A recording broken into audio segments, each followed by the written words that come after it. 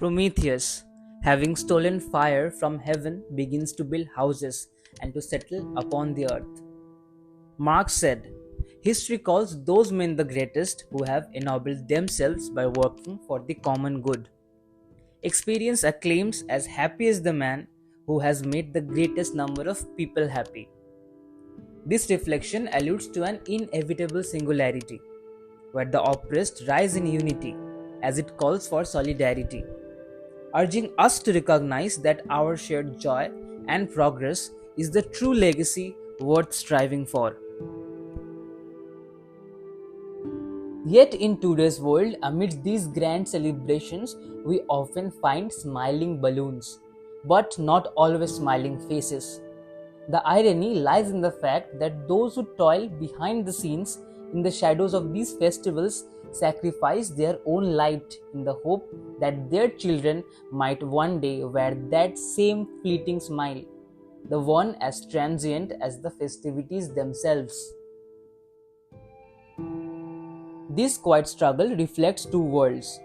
One where children revel in the festival lights, their joy as a testament to their guardians' encouragement and privilege, unburdened and free to savor each moment. And another reality lies beneath these same lights, where children hustle through crowds, each coin earned as a fleeting beacon in the night. For them, life is a relentless push against the current, where even the brightest hours of joy are moments to survive rather than savor.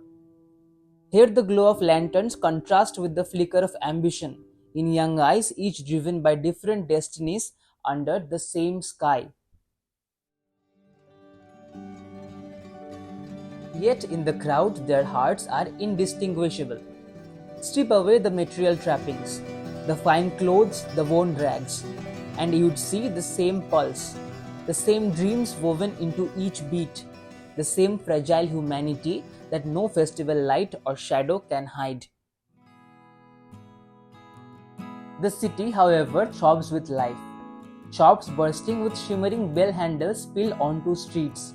A canopy of colorful lights hangs overhead like a glowing galaxy, casting a hypnotic spell over the festive chaos below. Towering idols of gods and goddesses watch over as carnival music mixes with laughter, filling the air with a heady thrill. In the streets, traffic crawls, a river of headlights stretching endlessly, honking and flashing through a cloud of exhaust. A web of noise, lights, and movement, beautiful and relentless.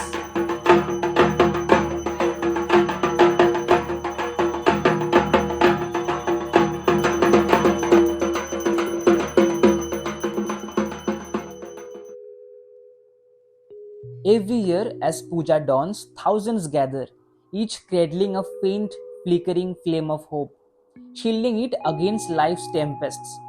The sparks passed from heart to heart coalesce into a glow that refuses to waver, a quiet, resilient faith. Drawn towards the pandals like moths to a flame, they unite in anticipation to behold Ma Durga, as that ember ignites into a blaze of conviction, a promise of protection, a manifestation that transcends the fugitive moment. In the shadowed margin stands last year's forsaken idol of Ma Durga, stripped of glory, once revered, now decaying and unseen. As crowds stream towards the new brightly lit pandal, they pass without a glance, a reminder that devotion, like life itself, turns in wheels. What once inspired awe is now an abandoned relic, fading as the wheel of desire moves forward. Each year, pandals rise as cursory monuments to society's pulse, their themes reflecting urgent truths. The makers weave oppression into their art, primarily of women, drawing parallels between women's struggles and the divine strength of Durga herself, a goddess both revered and feared. Crowds gather, drawn by faith and a subtle recognition of shared battles, finding solace in seeing silent struggles exalted in the goddess's form. Here, devotion becomes a quiet vow, an act of reverence for resilience, as the divine and earthly merge in a reflection of holy strength. But oppression is not confined to women alone. It stretches beyond, encompassing every being silenced by their inability to express, to communicate.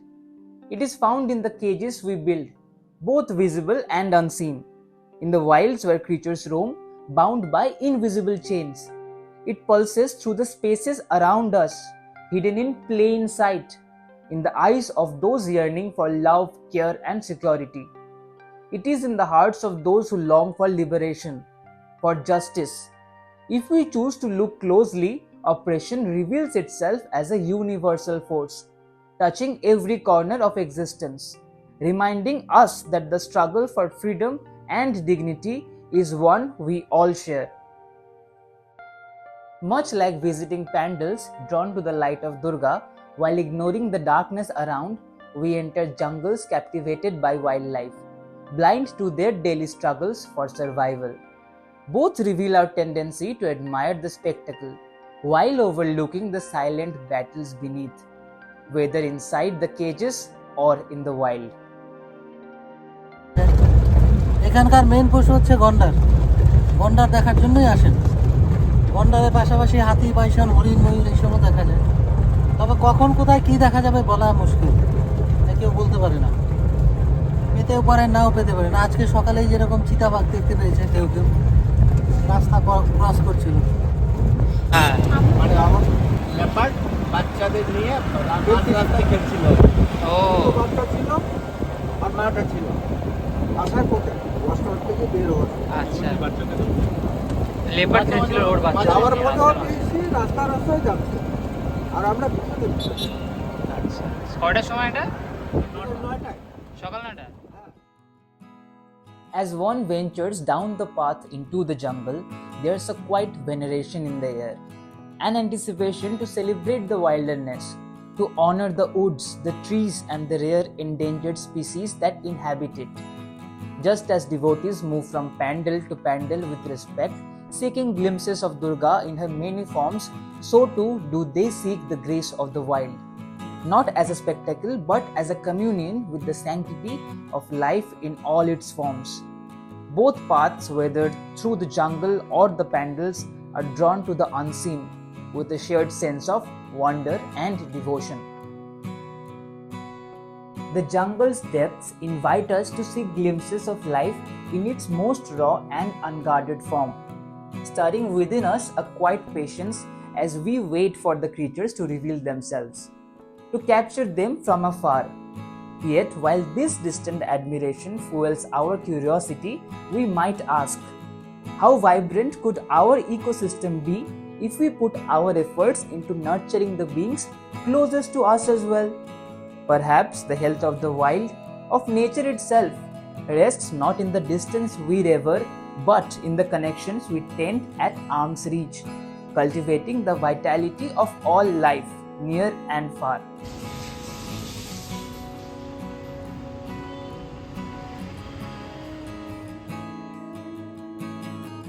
Meet Logins, our little guardian of love and laughter. His world revolves around us, his family, and all he asks in return is the space to shower us with boundless affection. Oh, and endless games with his beloved ball. He is both protector and a playmate, ever watchful, with a heart that beats entirely for us. In his eyes, we are his whole world, and he is proudly ours. Fiercely devoted, he makes it clear that no one can love us more than he does.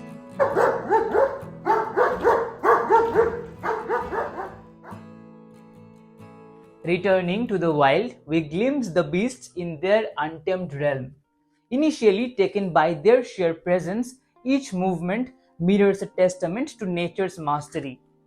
But as the awe settles, our thoughts drift deeper, to their lives, or more accurately, their survival. Woven into the mystery of the wilderness, their existence unfolds like a sacred ritual, bound to scarce resources, ancient fears, sharpened by the unknown. Jack London, in his prolific book The Call of the Wild, mentioned, "Kill or be killed, eat or be eaten," was the law, and this mandate down out of the depths of time, and yet it remains the most guarded sanctuary. I have often seen my father engrossed in Jim Corbett's tales. In his book Jungle Lore, Corbett reflects, "The time I spent in the jungles held unalloyed happiness for me, and that happiness I would now gladly share. My happiness, I believe, resulted from the fact that all wildlife is happy in its natural surroundings. In nature, there is no sorrow and no repining. A bird from a flock or an animal from a herd is taken away by a hawk or carnivorous beast, and those that are left rejoice that their time had not come today and have no thought of tomorrow." Isn't that how the jungle calls to us? As a place where every life has a purpose, it is much like the deities we gather to rever in the pandals. Each creature, each tree is a reminder that in their primal battles lies a beauty that is no different from the divine forms we worship. To let them live their way unhindered is to honor a force far older and more profound than us, that asks for nothing but respect and care, just as any god might. This might even bring good fortune, as many people believe that revering nature invites blessings just as the divine does. As the moon drifts through the veils of night clouds, a reminder lingers that while time may pass, the laws of the jungle remain constant. No matter how far one may roam, every path circles back to the primal call of home, the untamed heart of the wild. This timeless pull resonates in the worship of Boro Devi in Kuch Bihar, a tradition rooted in the royal lineage of Maharaja Naranarayan. Like the forest's enduring laws, these customs, initiated around 1530, stand firm. Each year, the idol is sculpted from consecrated moina wood, linking it to the jungle's essence. Standing without the familiar gods like Ganesh, Kartik, Lokhi, and Saraswati, Boro Devi is watched over by Jaya and Vijaya, embodying a history that blends myth and nature in a reverent tribute to continuity and tradition. As all paths circle back, the rites of Visarjan signal an inevitable return from form to formlessness.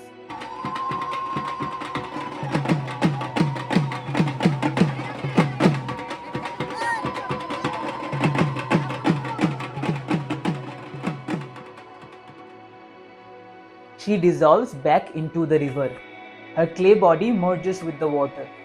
Just as fallen leaves and broken branches return to the soil, nourishing its endless life cycle, where devotion surrenders back to the nature.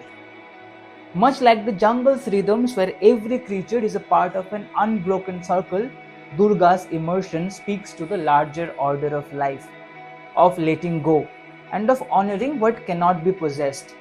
As her idol is taken to the water, there is reverence, not just in the act but in the understanding. She who protected and blessed her devotees must now be set free. The river, like the jungle, teaches that to hold is to stagnate, but to release is to renew. And so Durga Ma returns, embodying a cycle as ancient as the forest itself, a rhythm that echoes through each leaf and stone, each wave and wind. In her journey back to the waters, she reminds us that life, like the wilderness, is an ever-turning wheel again, where every farewell carries within it a promise of rebirth. In the jungle, elephants lead us forward, carving secret paths in a realm as primal as any shrine. Their quiet, grounding steps mirror Durga Ma's procession, as she rides high upon trucks weaving through streets, bound for the river's edge. Just as the depths of the forest reveal, so does the journey of the goddess, returning to her origin. Both the elephant and the truck serve as linchpins between worlds, the jungle and the festival, nature and spirit.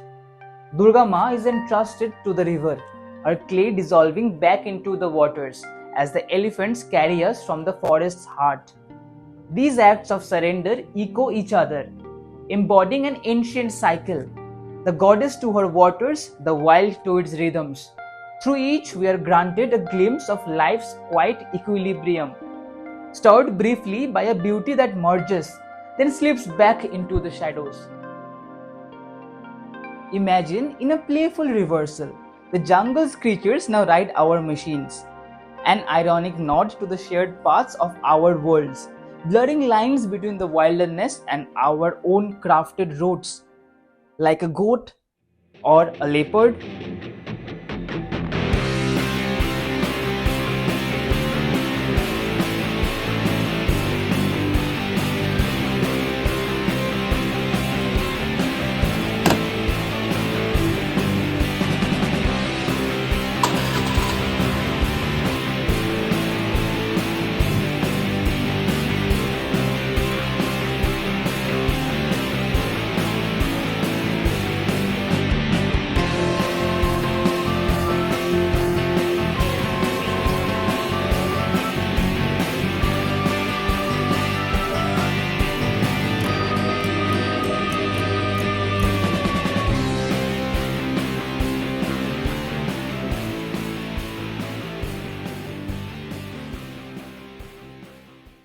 What might seem amusing, these animals on human vehicles, is in truth a mirror of a complex homecoming, one often marked by peril.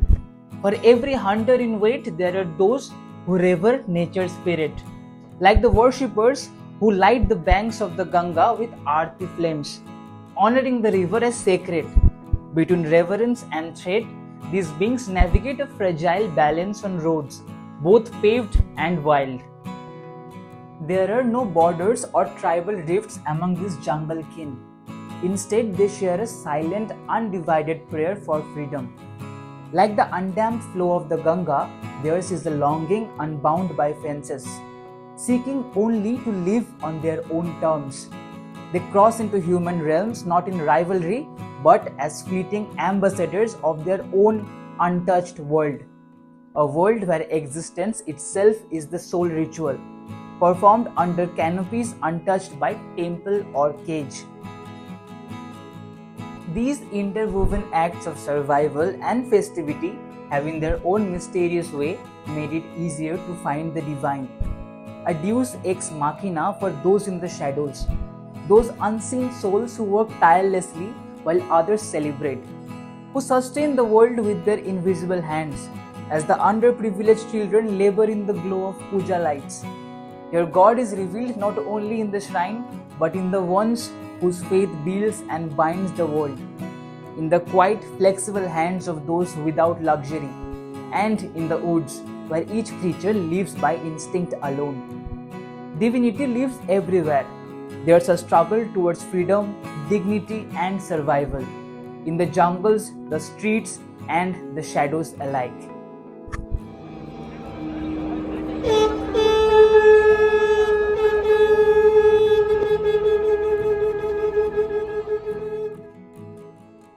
Again, by Marx, art is always and everywhere the secret confession, and at the same time the immortal movement of its time. Thereby, consider this video as both a movement towards healing and a prayer, urging audiences to recognize their actions and return to harmony with the natural world. Just as the snail's journey is inevitable, so too is the recognition of nature's quiet, unwavering force, gradually transforming how we connect with and protect it. Savanna के महान lion king की जिंदगी ऐसे ही चलती है। ये कहानी है हैनिबल की, सुकुमा की और रेड किंग स्किपियो की, और इसी तरह के बाकी शेरों की। मजबूत और ताकतवर जानवर जिन्होंने इस सरजमीन पर राज किया और फिर उन्हें दूर खदेड़ दिया गया। जानवर कभी हार नहीं मानते, क्योंकि जब किसी लायन किंग से उसकी हुकूमत छीनती है तो एक ही जुनून उसके मन में रह जाता है, एक दिन वो इसे वापस हासिल करेगा। और मुझे जाने क्यों लगता है एक दिन स्किपियो वापस लौटेगा, चाहे इसमें जितने भी